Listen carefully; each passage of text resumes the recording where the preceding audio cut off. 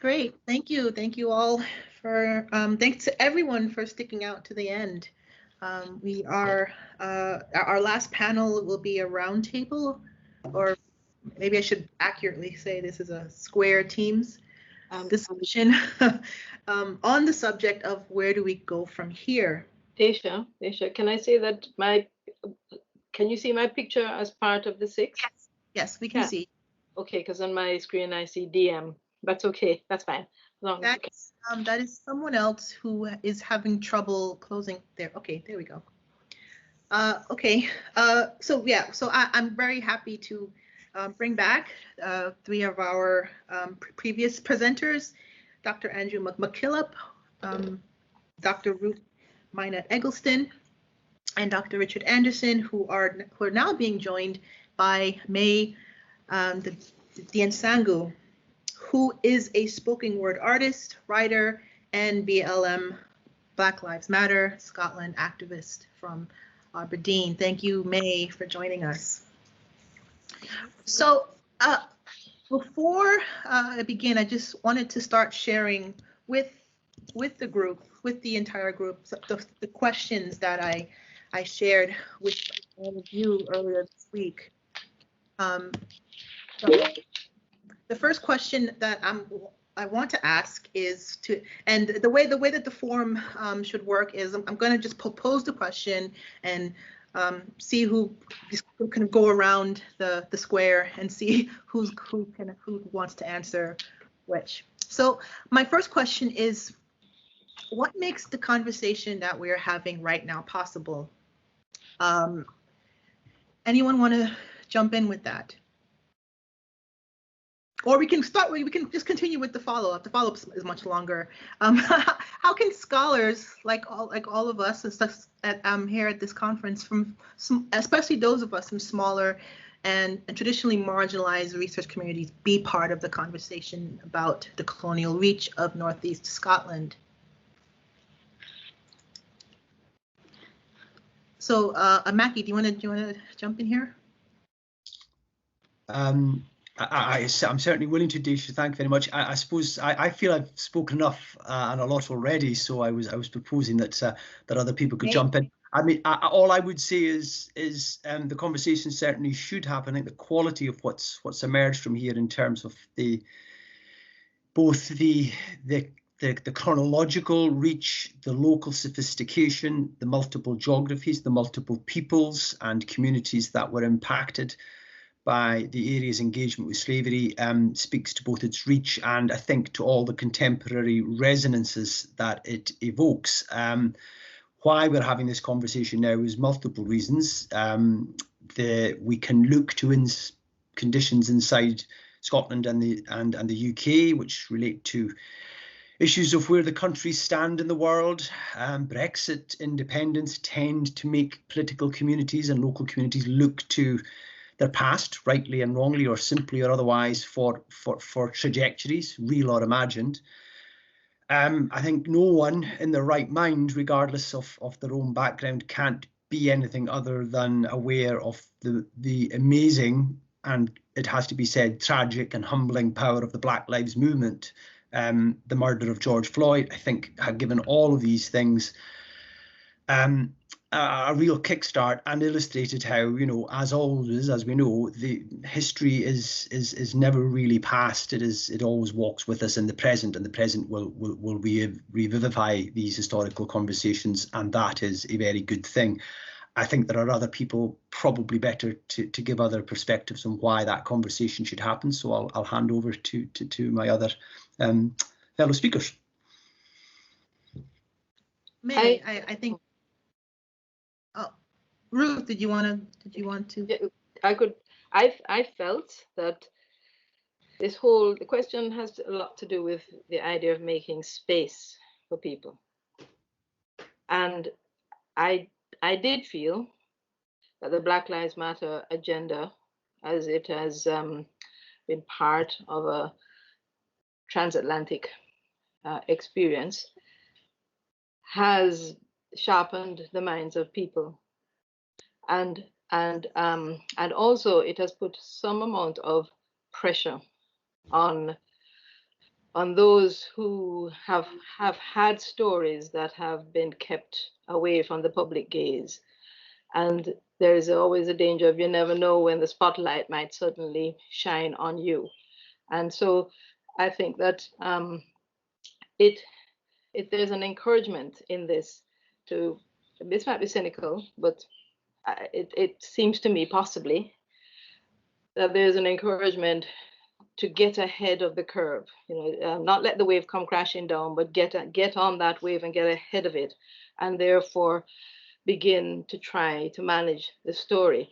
And this is really quite important, because all these stories that we're talking about are stories of pain. They're painful for everybody.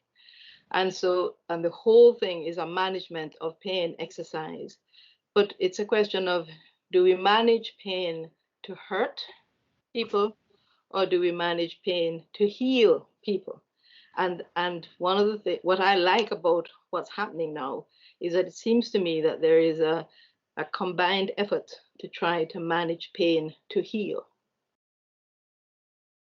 I have some other thoughts on, the second part of your question, but okay. Mae, I really want to hear from what you have to say, especially as somebody you've been observing this entire conference for the last 2 days, and you also have the perspective of the artist activist on the ground. Yeah, sure, and thanks for having me. It's been something that I've never been to before, been involved with, so it has been really interesting to come along, and I've really enjoyed hearing everyone. Obviously I totally agree with Mackie and Ruth that the effect of BLM, and the support shown after George Floyd's murder has definitely had an impact in these conversations, but I'm not sure that is going to give them any sort of, I'm a little bit cynical when I think, well, that is actually maybe going to change things. There's actually going to be any kind of longevity. There'll actually be any kind of meaningfulness that affects real change with these conversations, because they're not actually ahead of the curve. They're very, very behind. And we're only having them now after, when we were in the middle of this unprecedented pandemic, when people actually had time to care that a Black man was murdered and it was filmed, and we were all surprised when there was actually a conviction that came out of it. So that's we shouldn't be at that position, but that's where we are. So I really appreciate that we are having these conversations, and I'm happy that they're happening, but I think that we have to recognize that we're so far behind. There's a lot of work to do to catch up. And I think the work that has to be done is that people have to be catching up to, the people at a grassroots level who have been doing the work for years and years, and who have been saying, this is happening and this isn't okay. Can we talk about this? Can we talk about this now? And everyone's just sort of like, okay, well, we've seen you, now we can talk about it. And it's still going very, very slowly. As a Black person, last year it was a really strange experience for me. It was very conflicting because, I've been following Black Lives Matter for a long time. I've been following a lot of, the police brutality, and it was just so strange that people were just like all of a sudden like, oh wow, this is a big deal. And there's kind of a conflict that comes with that for feeling slightly ungrateful, and you just kind of think, oh well, no, these things are happening at the very least. So I think that it's been a great couple of days, and I am really really glad that these conversations are happening. But I guess, and going on to the next part of the question as well, it's like we can see how far behind these conversations are just by the representation of the conference, and that is clearly indicative of wider issues, but it's so visible and it's so apparent. So yeah, I guess it's just kind of admitting there's a lot of work to do, and just deciding who's going to do the work as well, because there are people that have been doing the work and they're quite tired at this point, I think. So it's thinking, how can they be supported, and what's the best way to kind of catch up? Yeah, and to bring in Richard now to the conversation, I agree with everything 100% you said, Mae. I agree with you. But I also, yeah, and I also want to hear from Richard, because in a way, what you do is almost rooted in this, these very cynical questions that we all have about the positionality of the questions that we are asking, and the kind of pause on what to do next. Once we do all the work, what then happens? So what do you have to say about that?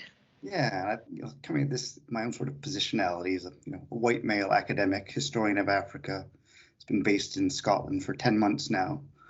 I think looking in particular, first, sort of the general question of what we've looked at the past 2 days, and looking at these questions of history of global inequalities regarding knowledge production and distribution. So when we look at the study of empire within Scotland and the UK in general, it's not particularly diverse, right? That's very visible if we look at who gets to present at conferences. And so it's this question of, when we're planning events, developing research networks, applying for collaborative research funding, is this consideration of who gets to speak and whose work gets disseminated. And so I think it's really important to acknowledge that, especially within Scotland, in some ways, academia is catching up. So this question of communities, and we look at a lot of this work, it's been led by communities and individuals therein, not by academic institutions. Whether we're talking about Graham Campbell and Sir Jeff Palmer, David Alston has maintained a website on slaves and Highlanders for many years, where just a tremendous amount of material open access, and programs like the Burst Community Trust and their work. So I think as academics, it's important to realize that in some ways we're very much catching up as institutions. And in these months since the toppling of the Colston statue, which is not an erasure of history, but probably the best sort of public engagement with history in my lifetime, but really to sort of acknowledge that academics are really catching up to what's happening at the grassroots level. Okay. I think it could. Oh, sorry. Sorry. No, it's okay. Go ahead, Ruth. What, are you ready to go on to the second part of your question, or are you commenting on the first? But if you want to continue with the first, that's fine. No, I'm on the. It's about the second, which kind of ties in with I'm this. posing the second question now. So. No, the second part of that first question. The second part. Okay. Yes. Sure. Okay. Sorry. Which was back to this making space and some of the practical ways of doing it, because tied in with some of the comments that people have made. I agree that academics are behind. Academics in universities are behind. There are people out in the community doing a lot of work, but they don't have access to archives. They have to pay to get access to university libraries. They can't get access to journals. So everything that is available to the university researchers becomes a barrier for those who are outside, and yet those who are up from outside are being inspired by community concerns or personal passion, and so there has got to be, in this way ahead approach, much greater collaboration between universities and the wider community. There's been a lot of talk about it for the last 10 to 15 years, and I, as a member of the community, see very little action. It's always from the university shining the light into the community, as opposed to a meeting of equals, opening doors and making information and space within the conversation available to others. And I just want to give one little example of something practical that I saw recently, which is on the Gleaner, the Jamaica Gleaner, in the Jamaica Gleaner, in the last sort of 2 weeks or so. There was an interview between Vereen Shepherd, who is a historian at the University of the West Indies, and Alex Renton, who is a Scottish journalist. And Renton had been researching a book which he's just published called Blood Legacy. And it's about his family, their connection with, Scottish family's connection with slavery. Now, I found out about that book through a Jamaica Gleaner article. and then bought the book, and looking at the book, realized this is an interesting model for a Scottish family on how to try to tackle what is a thorny issue. But had he not had that interview with Vereen Shepherd in the Jamaica Gleaner, I would not have known about that book. And then I would not be telling everybody here about the book, those who don't already know about it. So the thing is, we need to tap the community resources much more. A conference like this should have been advertised in the Caribbean press here in the UK. It should have been through the Society for Caribbean Studies, their links, so that we do have a far more representational voice, because people know about it. And because it's digital, this is a great opportunity. Being digital, we should have had people from all over the world tapping in, but they will only tap in if somehow we manage to get the information out beyond the university network to other archival, researching, interested parties of the ilk of David Alston, who's been working for so many years in Highland and gets a chance to speak here in this context. Thanks. Yeah, again, I also agree, and I should say that, you know, as one of the organizers, I did do the job of trying very hard to share with as many people outside of Scotland, because I'm not based in Scotland. So I think it's sort of also having to do with having an educated population. I mean, we talk about you know, marginal people having access, but it's also them not getting accepted into universities, them not getting jobs at universities, them not getting accepted for publications. You know, it kind of creates this long hierarchy of separation. I think this directly in you know, segues into the last part of the first question, which is, well, what can we do to continue the conversation? And I think I think most of you generally covered that, but I want to come back to Mae, because there are, I think, you know, we as far behind as academia really is, and it is far behind, notoriously behind movements and ideas, but as what one of the unfortunate benefits of the pandemic is that, you know, things have been access has been flattened for those who have internet access. So what do you think about what can we do to continue the conversation, particularly about these subjects and these topics?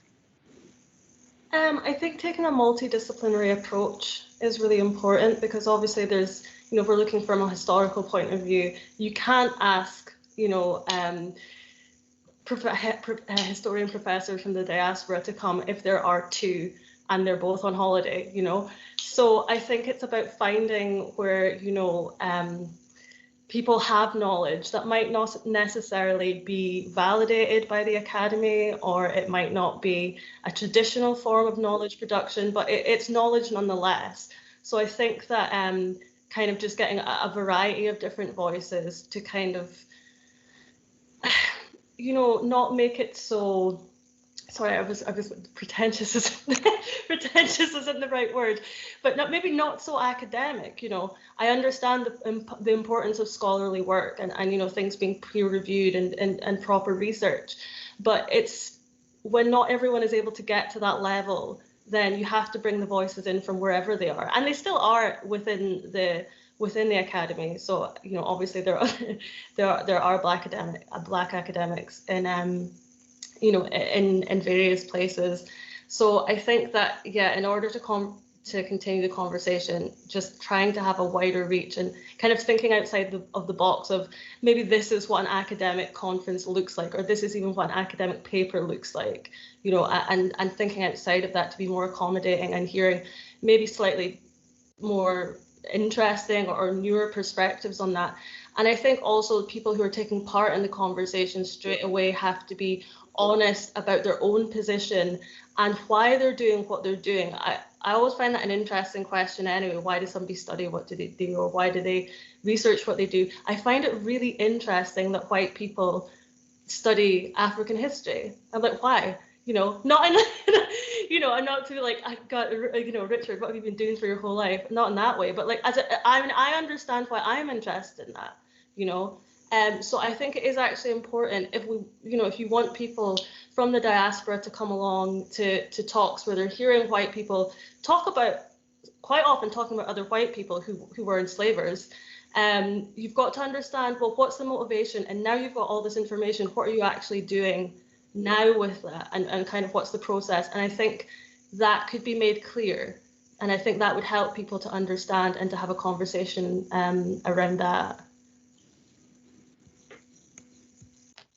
Yeah, certainly. I mean, you guys can all jump in if you want, but I think coming from the U.S. perspective, which is where I'm based, we do have you know, there is a turn toward the public humanities where there is an emphasis on being able to relate. How can the public kind of access your knowledge? Right, and I think this is why that first panel we had was so important, where Fiona and Mark and Jennifer were talking about how to get that information out to the public. It's just a matter of for the rest of us, how do we also catch up with that kind of interface? I'm briefly monitoring the chat, and I could see someone else made a mention of museums as well as something important as to where this can actually overlap or interface. I have a brief word about, oh sorry, no, Mackie. No, please, on you go, Mae. I have a brief word about museums. Oh, Ruth. Because it is, I think that I was talking to somebody in this world and just trying to get a bit of an insight. And one of the thoughts is that it would be helpful to have thick descriptions in terms of archives, have thick descriptions so that when people are putting in search terms and they haven't got the wording quite right, the thick description at the museum end would create the like a basket within which the individual's search query will drop, and so it would enhance the accessibility of general researchers trying to access material on something that they might know not be sufficiently familiar to know what is the correct word or set of words to use to access the material. And that's just a practical point, but I thought it was a really powerful practical point. So I wanted to just throw that in. And Mackie? It's just to go back to that point about how we continue the conversation, and what follows is a sort of a characteristically half positive, half negative sort of summary, as I would see it from, of course, my privileged perspective in that sense. I mean, on the one hand, you could argue the straws and the winds are quite good for continuing the conversation in terms of bringing an academia, which I couldn't agree more, is highly unequal, highly unrepresentative, and has all these major issues, and is way behind the curve in a lot of different ways. The straw in the wind that's positive, I suppose, is that there are now instrumentalized reasons why academics are being driven by our paymasters to essentially undertake what at one level is a sort of ugly process of making the research become have impact. So in a sense, the academics can't sit in our ivory towers anymore. We've got to try and move out and engage and make our dry academic material allegedly matter. Now that, in a sense, sets up at least sort of instrumentalized and financial imperatives for academics to maybe realign in ways and think there was. My concern about that, and it would be a real concern, is that in doing so, academics could create new inequalities by essentially co-opting local activism and local and community understandings of their past and histories, and in a way just turn it into new academic knowledge. I'm thinking of the stuff that the doctors did in the 18th century. Well, we could get a 21st century version of that again. So in a sense, it's partly positive, it's partly negative. I think I think what would be useful for academics, and I include myself in this, is maybe for us to do something we're not very used to, which is actually listen for a while. Yeah.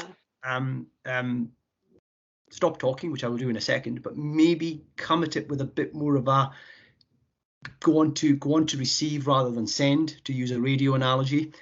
And that what we need is a bit of sort of humility in terms of understanding the not just the space Ruth talks about, but the sort of varieties of knowledge.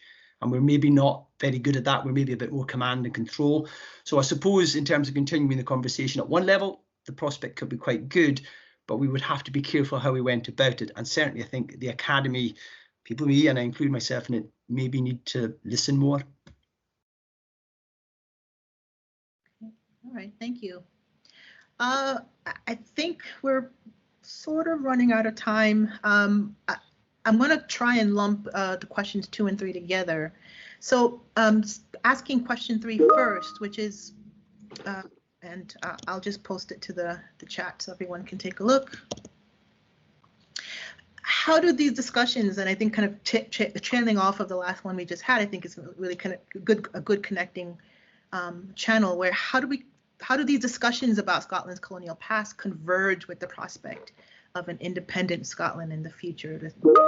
Are the question of a possible independent Scotland in the future? And a direct follow-up to that would be, is it fair to speak to the present through the past? I think this is kind of very good connecting to what we just said about the public. So who wants to take on that question? I think we speak to the present by how we interpret the past. And so we need to look at our lenses, the lenses that we use to interpret the past. And we need to look at the lenses themselves with a more critical eye. We assume that our way of doing things in the West is the only way of organizing knowledge, and that is clearly false. So what we need is it's to do with attitude. I like the idea of humility. We do need an attitude of mutual respect. On a subject like this, for example, the University of the West Indies, in terms of its history department, is a big and powerful force with voices that are powerful voices. They're not marginal.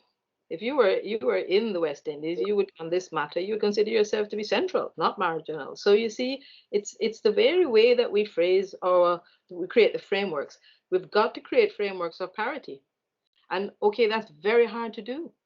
But if we have an attitude that is striving to create frameworks of parity, they will evolve.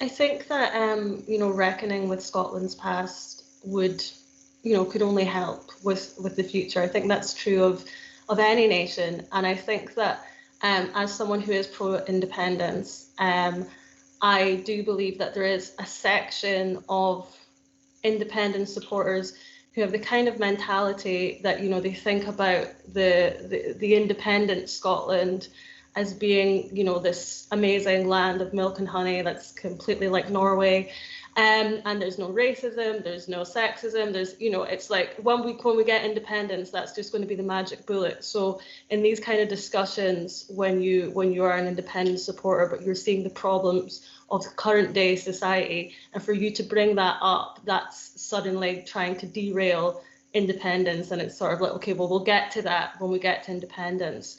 So I think it is really important that we do focus on not just the past, but also what's happening in the present, and that can inform what kind of society we want to be in the future. I mean, I'd hope that this is an independent Scotland. I would hope that this society is different and we are governed differently to how we are from Westminster. Again, I'm slightly cynical about that. I'm hopeful, but cynical.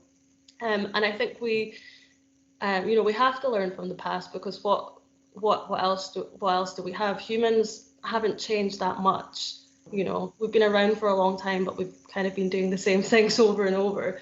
So I think it is really important that we do use these conversations. That's why, Richard, I asked you, yesterday, if you could see these conversations happening alongside current conversations. I was talking in terms of, the colonial past of the university versus, issues of divestment just now, or not being able to support BDS. And I think those are really important conversations that we should have, and we can have them alongside the conversations that we're having today, so I think it is very important. And, I'd like to actually see more historians on TV saying, look, we know, we've seen this before, this is a bit scary what's happening now. It kind of looks a lot like this and a lot like this other time. So I do think it is really important. I think historians have a really powerful and privileged job actually to be able to see these links and to make that knowledge accessible to a kind of wider public.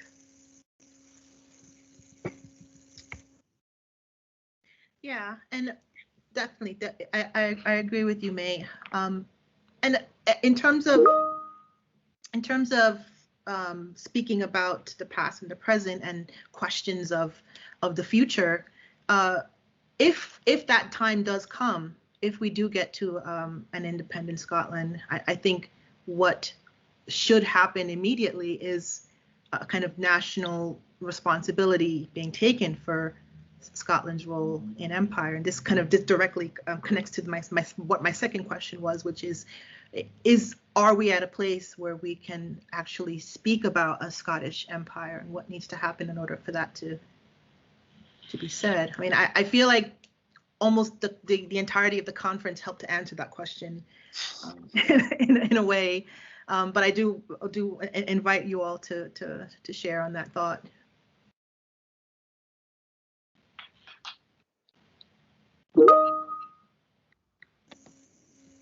I think so. No, go ahead, Mae.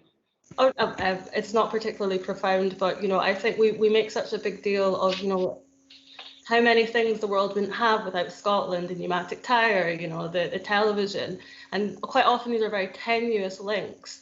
And when the argument, I think, for empire is, oh well, it wasn't really, it was very indirect. So I think if you can claim all these things, if we still claim John Barrowman, then for unleashing that onto the world, we can still take responsibility and say actually this was a Scottish thing as well. It was as part of the union, and the benefits kind of really prove that there was a reason why no one was forcing Scotland to do this.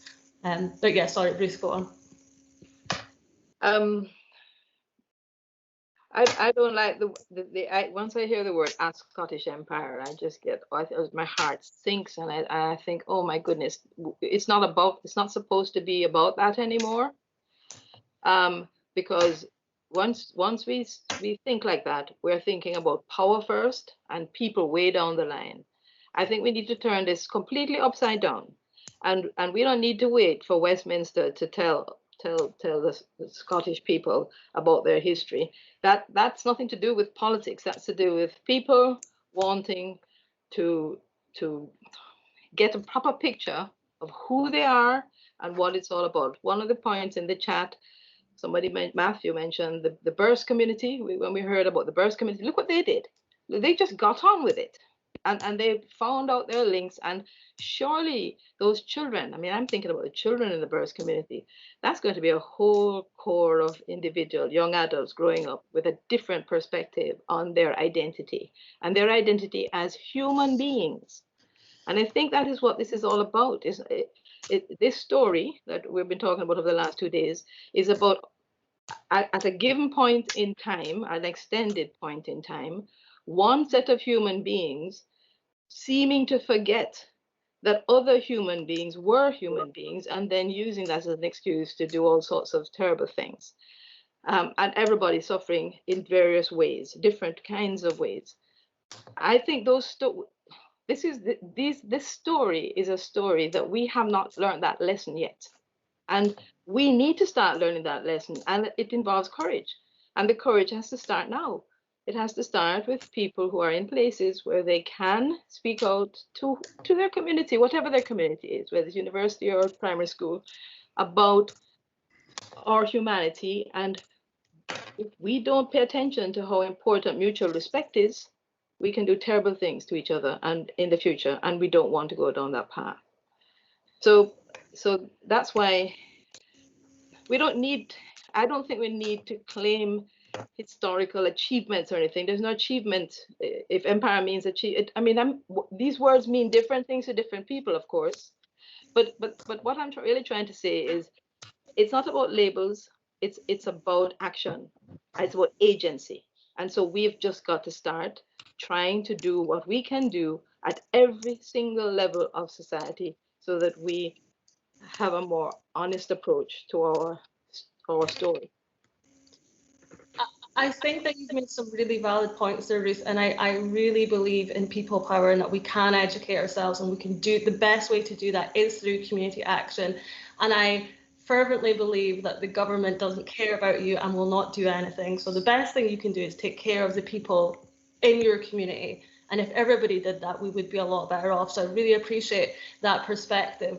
However, the state still is in charge of most of the young people's education in this country. So what we learn at school is going to inform us. And it's, I didn't learn about empire at school. And it wasn't actually until I did a course, like I think in first year of university, I took a course on religion, and we covered Northern Ireland. So that was the first time I was actually learning about, the empire in Ireland, which is so close by. I didn't know anything about it. So there are these massive gaps. And I think that those kind of gaps, yes, it's brilliant to do the community work, but in order for there to be some sort of policy, at some point, Boris Johnson is going to have to turn around and say the empire wasn't that great.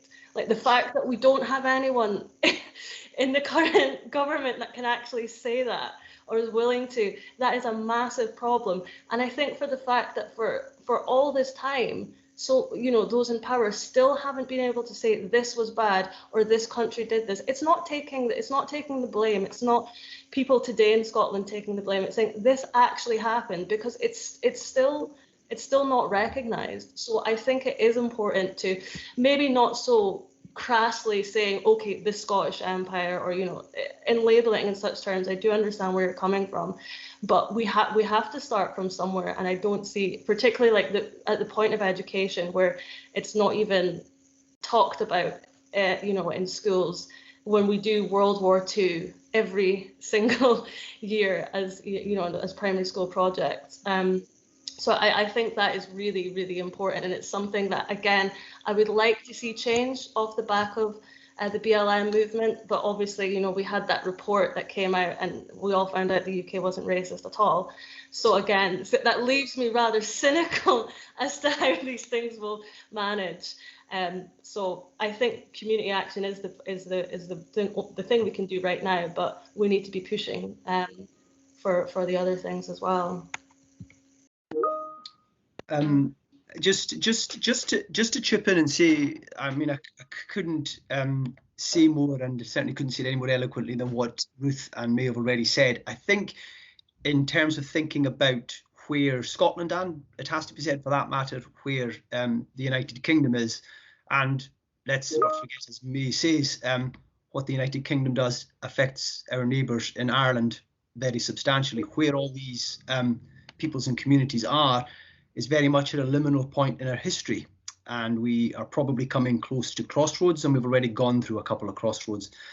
And in that context, and I know I would say this because I'm an historian, when you come to these big decisions, Brexit, independence for Scotland, which may or may not happen, how you in good faith attempt to engage with important social and cultural processes like Black Lives Matter, etc. You can only do that if you have in your communities, and absolutely, Mae, your governments giving you an adult and mature understanding of your past. And Scotland doesn't have that. Scotland is a land which, frankly, bullshits itself half the time on a lot of the things that Mae said, that it's egalitarian, that it's got a social democracy unlike other places, that it's friendlier, that it's X, Y, and Z. That is not to say that it's not an attractive society in certain ways. But if we're to make major decisions about who we are and where we're going to go in the world, we can't walk into that future with that level of crude stereotype. Now, that doesn't mean the Scots have to then whip themselves about their colonial past, but they do have to know about it and to see it as part of the rich mixture of their past so that they can make mature civic, community and national decisions from an informed basis about what they have been and what they have, how they have come to be. For that, they will have to understand there wasn't a Scottish Empire, but there was certainly a lot of empire with an awful lot of Scots in it, doing appallingly brutal things, probably disproportionately more than almost anyone else inside the British one, at least. These are, it's about civic and national maturity, not about blame games or X, Y, and Z. If you don't do that, you're going to walk into major historical decisions with a population that is both divided, not talking to each other, and is making seminal decisions on an ill-informed prospectus. And that is presumably what we want to avoid. Thank you. Richard, do you, I'll give you the last word here if you wanted to jump in with anything. Okay. All right. We have a very short period of time for questions, and the chat has been on fire for the last half an hour. So I honestly say I haven't been able to keep track of what everyone is saying. So I will open up the floor to anyone to raise their hand and jump in with a question or comment to our guests, our roundtable. Anyone? Did everybody have their say in the chat room already? I just wanted to highlight a few of the comments being made. Oh, okay. Wendy, you can jump in. That's fine. Okay, great. Thanks. I was curious to know whether, this is a general question, I was curious to know whether all of the talks will be published in a volume at some point. That is something I have to discuss with Eloise and Matthew. There were hints and whispers on that subject, but nothing confirmed. Okay, thank you. Okay. But can we say the talks will be online? That the talks will be available online? Yes, we will. In the next week or so, we will be posting this entire conference to YouTube. So it'll be available for second or third viewing. Okay, thanks. Okay. Anyone else with a question?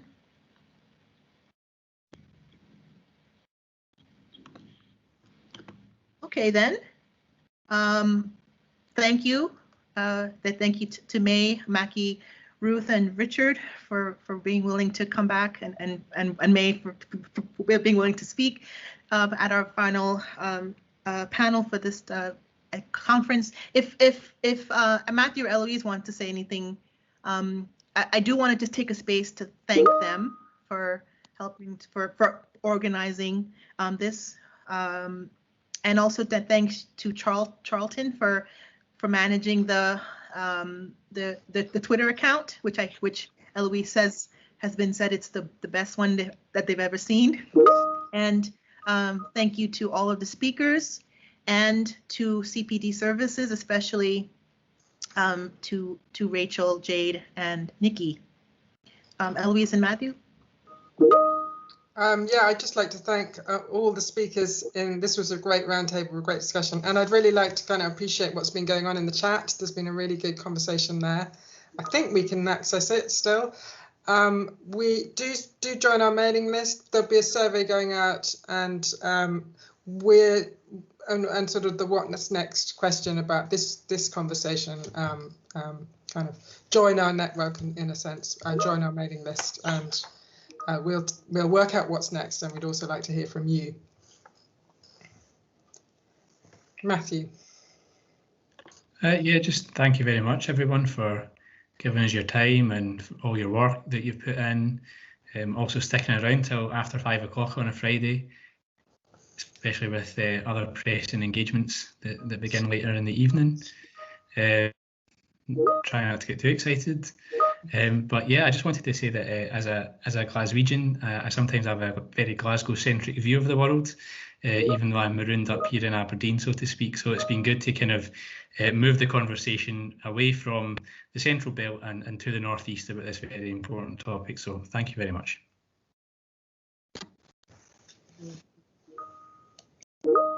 Okay, thank you, everyone.